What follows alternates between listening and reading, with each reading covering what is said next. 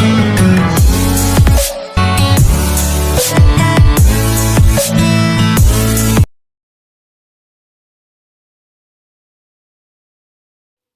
Krishna. ISKCON Bikaner के द्वारा प्रस्तुत भगवान जगन्नाथ की रथ यात्रा के महामहोत्सव पर भगवान जगन्नाथ की विभिन्न रथ यात्राओं और विभिन्न अन्य लीलाओं की इस श्रृंखला में आप सभी भक्तों का हार्दिक स्वागत है।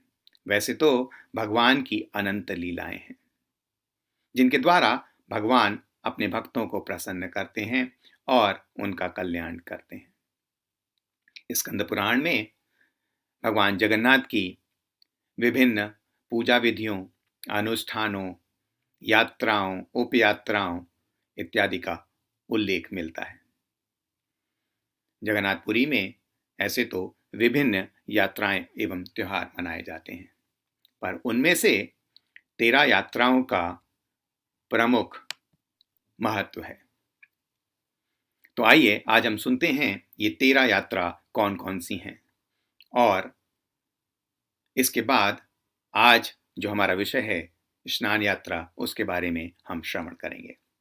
तो ये 13 यात्राएं हैं: स्नान यात्रा, गुंडीचा रथ यात्रा, तीसरी शयन यात्रा, चौथी उत्तरायण यात्रा अर्थात इसको मकर यात्रा भी बोला जाता है, पांचवी दक्षिणायन यात्रा अर्थात कर्कट यात्रा, छठवीं पार्श्व परिवर्तन यात्रा, सातवीं उत्थापन यात्रा, आठवीं प्रवण यात्रा, नौवीं पुष्याभिषेक यात्रा, दसवीं होली के महामहोत्सव पर मनाई जाने वाली डोल यात्रा, 11वीं चंदन यात्रा, 12वीं बहुडा यात्रा एवं 13वीं नीलाद्रि विजय यात्रा।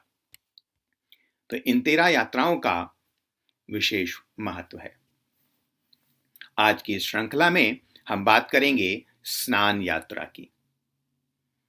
तो स्नान यात्रा क्यों मनाई जाती है, इसका एक विशेष उल्लेख आता है। स्नान यात्रा ज्येष्ठ माह की पूर्णिमा को मनाया जाता है, जिसको कि भगवान जगन्नाथ का प्राकट्य दिवस भी कहा जाता है।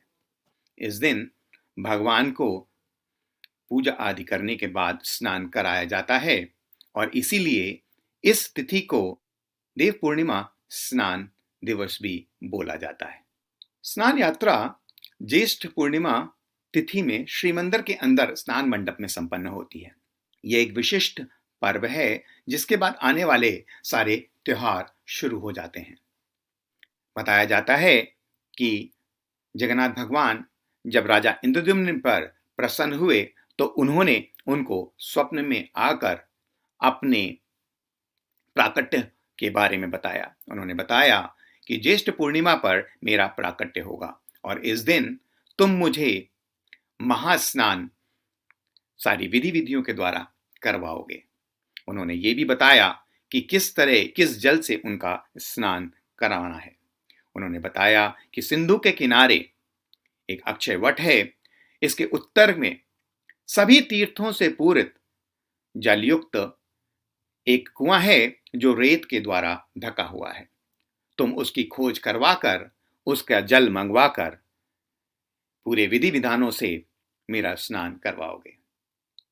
राजा इंद्रद्युम्न ने भगवान की आज्ञा को स्वीकार करते हुए अपने रक्षकों, पालकों, दिक्पालों इत्यादि की सहायता से उस कुएं की खोज करवाई और विधि के अनुसार शंख, कहाल, मुरज इत्यादि वाद्य यंत्र के साथ विधि विधानों से इस स्नान महामहोत्सव को संपन्न कराया। आज भी ये त्योहार उसी तरह से हर्षोल्लास के साथ जगन्नाथपुरी में मनाया जाता है। आज ये कुआं जगन्नाथपुरी में मंदिर प्रांगण में ही स्थित है और उसी जल का प्रयोग करते हुए इस स्नान यात्रा को संपन्न किया जाता है। ज्येष्ठ शुक्ल त्रयोदशी से दयापति भगवान जगन्नाथ की सेवा में लग जाते हैं। मदन मोहन और लक्ष्मी देवी दक्षिण घर में माधव और सरस्वती शयन घर में अवस्थित किए जाते हैं। स्नान यात्रा की पूर्व रात्रि को बड़श्रृंगार वेश के बाद भगवान की मंगलार्पण और डोर लागी नामक सेवा संपन्न की जाती है। ज्येष्ठ पूर्णिमा की प्रातः में उन्हें पंक्ति में पहंडी विजय करते हुए स्नान वेदी पे, स्नान मंडप में लाया जाता है। तत्पश्चात जगन्नाथ भगवान के विजय विग्रह श्री मदन मोहन को भी स्नान मंडप में लाकर अवस्थित किया जाता है। यह स्नान मंडप भगवान जगन्नाथपुरी के मंदिर के बाहर जो प्रांगण है, जहां पे प्रसाद मिलता है, आनंद बाजार, उसके समीप काफी ऊंचाई पर स्थित है। 108 सुवर्ण घड़ों में सर्वतीर्थमय कुएं से जल को लाया जाता है और उसमें चंदन, कपूर इत्यादि मिलाकर उसका अधिवास किया जाता है। स्नान मंडप में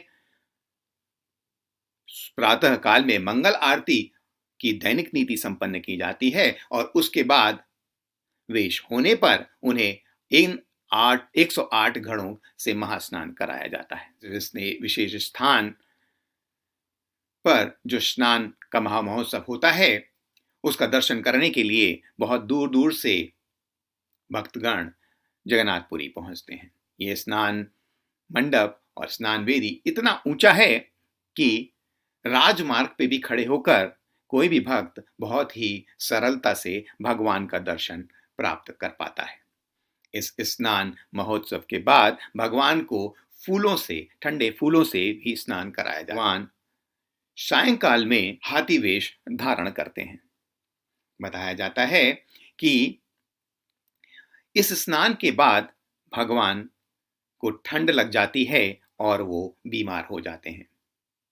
उस बीमारी के उपरांत वो 15 दिन तक विश्राम करते हैं और जैसा कि हम सबको पता है, इन 15 दिनों के बाद भगवान स्वयं मंदिर से बाहर आकर सभी बद्ध जीवों को अपना दर्शन देते हैं, जिसको कि हम भगवान जगन्नाथ की रथ यात्रा के रूप में मनाते हैं। तो ये है हमारी आज की स्नान यात्रा का वर्णन। आगे वाली श्रृंखलाओं में आपको भगवान की अन्य लीलाओं को भी श्रवण करने का अवसर प्राप्त होगा। हरे कृष्ण।